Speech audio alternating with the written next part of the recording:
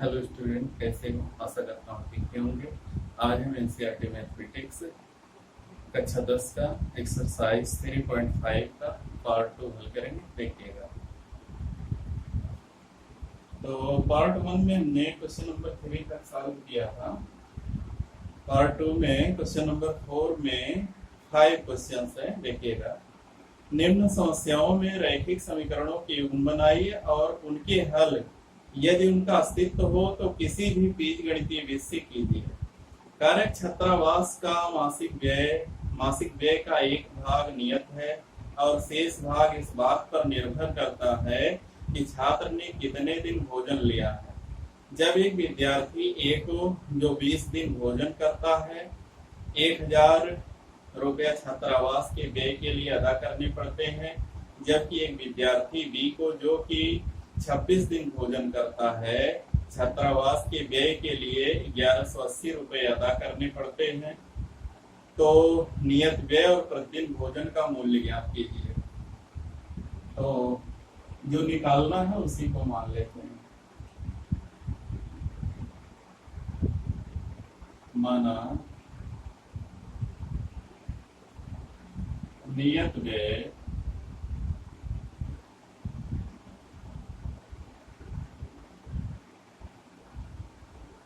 100 रुपया तथा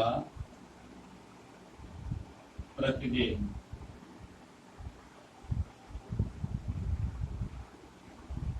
भोजन का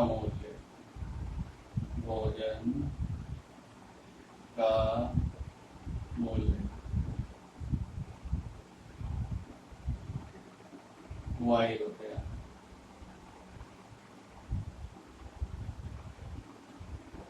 तो एक व्यक्ति है, एक छात्र ए है, जो 20 दिन तक हॉस्टल में रहता है। छात्र ए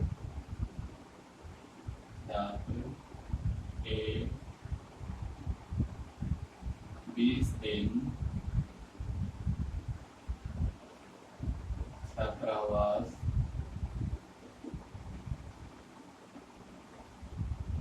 में रहता है।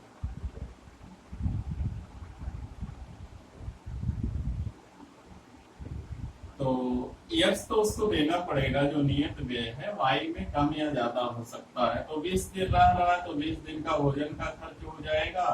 तो हो जाएगा यक्स प्लस 20y। एक दिन का y है तो 20 दिन का 20y हो जाएगा। यक्स एकदम नियत है और उसका टोटल खर्चा 1000 है। और छात्र बी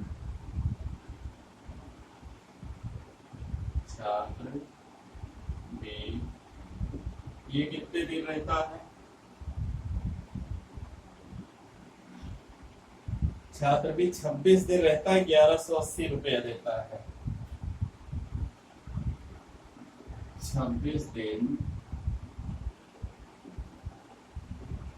छात्रावास में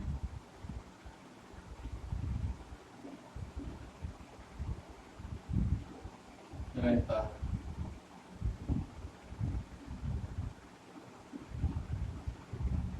अगर 26 दिन रहता है तो x प्लस 26y,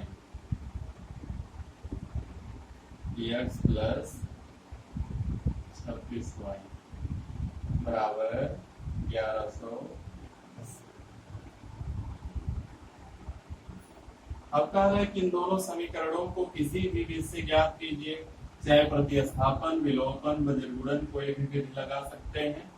तो हम क्या करते हैं? विलोपन लगाते हैं। समीकरण 2 में से समीकरण 1 को घटाते हैं।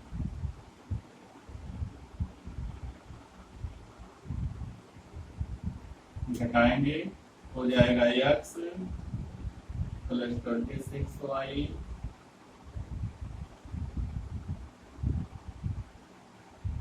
1180 और ये हो जाएगा x प्लस 20y 1000। जब घटाएंगे तो चिन्ह बदलेगा, माइनस माइनस माइनस, x से x कट जाएगा। 26y में से 20y जाएगा, हो जाएगा 6y और ये हो जाएगा 180। तो 6 से दोनों तरफ भाग दे दो, y बराबर 30 रुपया। तो एक दिन का जो भोजन का खर्च है वो 30 रुपया है। अब y का मान किसी समीकरण में रख दीजिए। y का मान समीकरण 1 में रखने पर रख देंगे तो हो जाएगा x प्लस 20 गुणे 30 बराबर 1000। 20 गुणे 30 हो जाएगा 600, x प्लस 600 बराबर 1000। 600 जाएगा 1000 में घट जाएगा 400 रुपया। तो इस तरीके से हमने x और y का मान निकाल लिया। x जो है वो हॉस्टल का नियत व्यय है और जो y है एक दिन का भोजन का मूल्य है। इस तरीके से हम क्वेश्चन नंबर 4 का पहला पार्ट हल किया और इसके लिए हमने विलोपन विधि का प्रयोग किया। दूसरा देखते हैं। एक भिन्न 1/3 हो जाती है जब उसके अंश में से 1 घटाया जाता है और 1/4 हो जाती है जब हर में 8 जोड़ दिया जाता है। भिन्न बताइए। तो यहाँ भी बिल्कुल वैसे ही क्वेश्चन है।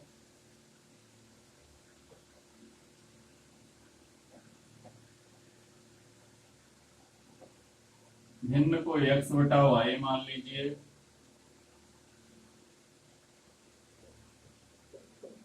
माना भिन्न x/y प्रथम शर्त से। क्या है प्रथम शर्त? कारक जब उसके अंश में 1 घटाया जाता है तो 1/3 हो जाती है। अंश में से 1 घटाने पर x - 1/y बराबर 1/3। तिरछा गुणा कर लो। 3x - 3 बराबर y। 3x - y = 3। Question number 1। दूसरी शर्त है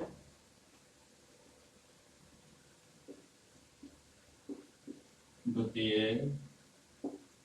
शर्त से। क्या दिया है? कह रहा है कि जब हर में 8 जोड़ दिया जाता है तो वह 1/4 हो जाते हैं। हर में 8 जोड़ दे x/y + 8 1/4। यहां भी तिरछा गुणा कर लेते हैं। 4x = y + 8 हो जाएगा 4x - y = 8। अब चाहे 1 में से 2 घटा दो, चाहे 2 में से 1 घटा दो। तो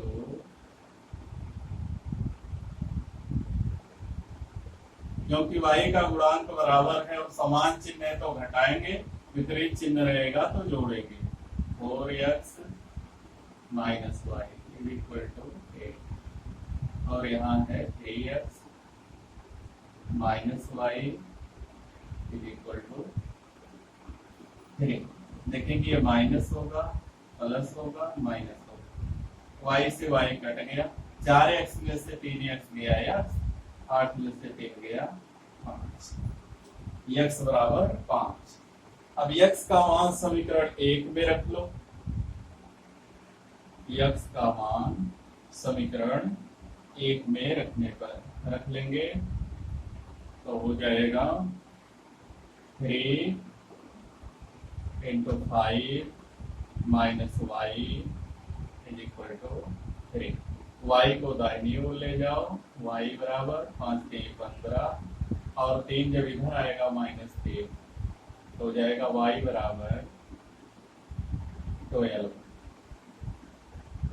इसलिए भिन्न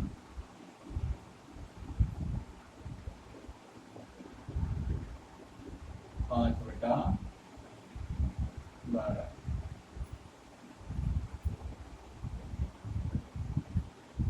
ये आ गई हमारी, इसे भी हमने विलोपन विधि का प्रयोग किया। तीसरा है, यस एक टेस्ट में 40 अंक अर्जित किए और उसे प्रत्येक सही उत्तर पर 3 अंक मिले और गलत उत्तर पर 1 अंक की कटौती की गई। यदि उसे सही उत्तर पर 4 अंक मिलते और अशुद्ध उत्तर पर 2 अंक कटते तो यस 50 अंक अर्जित करता। टेस्ट में कितने प्रश्न थे, ये है क्वेश्चन। तो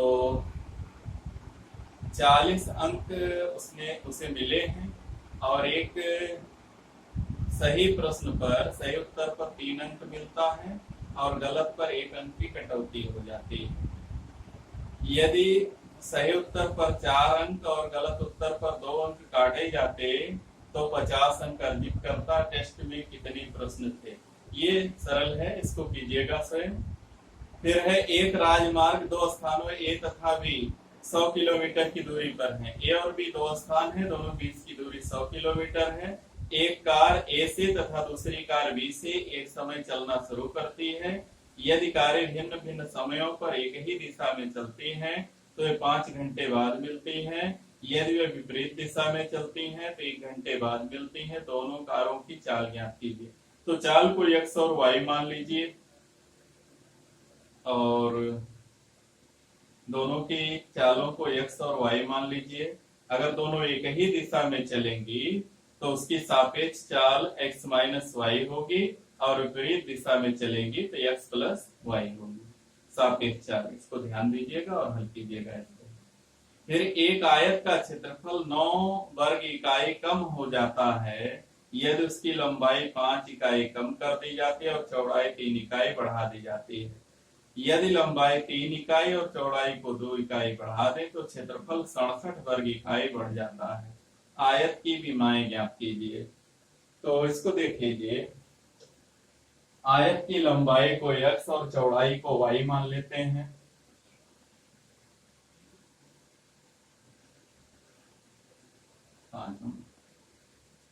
माना आयत की लंबाई, बीमा का मतलब लंबाई चौड़ाई, चौड़ाई y, इसलिए इसका जो क्षेत्रफल होगा x इंटू वाई, लंबाई गुणे चौड़ाई, वर्ग मीटर लिख लेते हैं, मीटर स्क्वायर। तो क्षेत्रफल इतना है। फिर कहा कि लंबाई को कितना करें, 9 वर्ग इकाई कम होता, लंबाई को 5 इकाई कम कर दें और चौड़ाई को 3 इकाई बढ़ा दें। लंबाई को 5 इकाई कम कर दें, लंबाई, चलो प्रथम शर्त ही डायरेक्ट, प्रथम शर्त से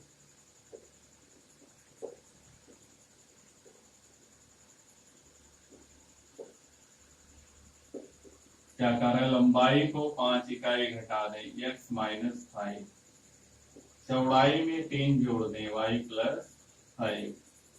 तो लंबाई गुणे चौड़ाई जो आएगा वो x y से 9 कम हो जाएगा। इतना क्वेश्चन में दिया है, x y माइनस 9 हो जाएगा, इतना दिया है। कारक लंबाई 5 इकाई घटा दें और चौड़ाई को 3 इकाई बढ़ा दें, चौड़ाई को 3 इकाई बढ़ा दें तो जो एरिया है वो 9 इकाई घट जाता है, ऐसा दिया गया है। तो गुणा कर लें, x इंटू वाई हो गया x y माइनस या प्लस 3x माइनस 5y और माइनस 5×15 बराबर एक्स वाई माइनस 9। तो प्लस एक्स वाई से प्लस एक्स वाई कट जाएगा, 3x माइनस 5y बराबर 15 आ जाएगा, प्लस 15 माइनस 9, 15 में से 9 गया 7। समीकरण 1। द्वितीय शर्त है, द्वितीय शर्त से, द्वितीय शर्त क्या है देखते हैं। द्वितीय शर्त है कि कह रहा है कि यदि लंबाई को 3 इकाई चौड़ाई को 2 इकाई बढ़ा दें, यानी लंबाई को 3 इकाई और चौड़ाई को 2 इकाई बढ़ा दे तो क्षेत्रफल 67 वर्ग इकाई बढ़ जाता है। 3 और 2 बढ़ाना है, x+3 इंटू y+2 xy+67 गुणा करेंगे xy+2x +3y +3 दूरी 6 xy+60 प्लस xy से प्लस xy हट जाएगा, हो जाएगा 2x + 3y, 6 जाएगा 67 में से घटेगा, आ जाएगा 61। ये 2 इक्वेशन बन गए और हम इसको प्रतिस्थापन, विलोपन या वज्र गुणन विधि किसी भी विधि से हमको इसे सॉल्व करना है, तो इसको स्वयं ही सॉल्व कीजिएगा। इस तरीके से हम 2 इक्वेशन इसमें बना देंगे।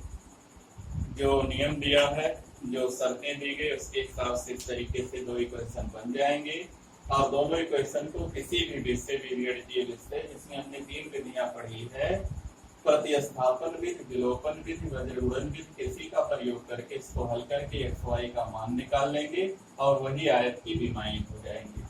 तो इस वीडियो में बस इतना ही। अगर हमारा वीडियो पसंद आएगा तो वीडियो को लाइक कीजिए, शेयर कीजिए और हमारे चैनल